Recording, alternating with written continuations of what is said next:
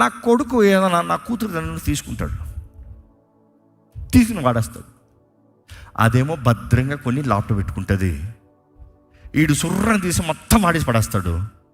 అది పాపం వచ్చి చూసినప్పటికీ ఎలాగుంటుంది, బాధ. ఇంకేం చేస్తారు పిల్లలు, బేర్ ఏడుస్తారు.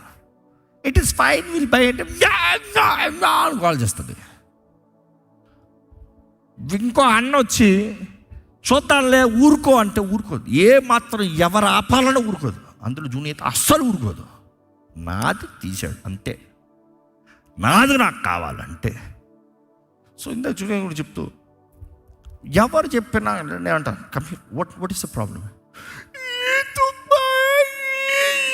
ఊరుకో, stop trying, tell me what happened. నేను భద్రంగా దాచిపెట్టింది, మా అన్న వచ్చి తీసి వాడేసాడు, అంత ముగించాడు, నాకు లేదు అని ఏడుస్తుంది. నేను ఒకటే అంట, can you wait, I'll buy for you, can you wait, patience is needed, do you believe that I'll buy for you అని అడుగుతాను. నేను కొంటాను, నువ్వు నమ్ముతావా? ఎస్. నేను చెప్పిన టైం తీసుకెళ్తాను, yes. So you believe daddy can buy for you, you believe daddy will give you, డాడీ ఇస్తానంటే ఇస్తాను, నో అంటే నో, ఎస్ అంటే ఎస్, నమ్ముతావా? రైట్. ఏడు చౌంకి ఇంకెప్పటికీ కొన నీకంటే బీ హ్యాపీ. ఎందుకంటే అది ఎప్పుడు నాకంటది, బీ హ్యాపీ.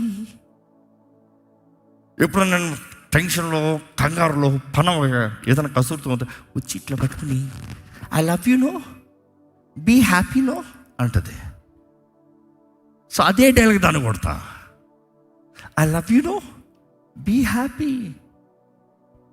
దేవుడు అంటున్నాడు, నీలో ప్రేమ ఉంటే నువ్వు ఎలా ఉండాలి, వెయిట్ చేసే టైంలో సంతోషంగా ఉండు. దేవుడు నీ పట్ల, నీ జీవితంలో, ఎందుకంటే నేను నేర్చుకునేది దేవుణ్ణి అధికంగా నా బిడ్డల జీవితంలో చూసి నేర్చుకుంటానండి. ఈ చిన్న చిన్న విషయాల్లో కూడా దేవుని మీద మనసు పెట్టినోడు తప్పకుండా నేర్చుకుంటాను.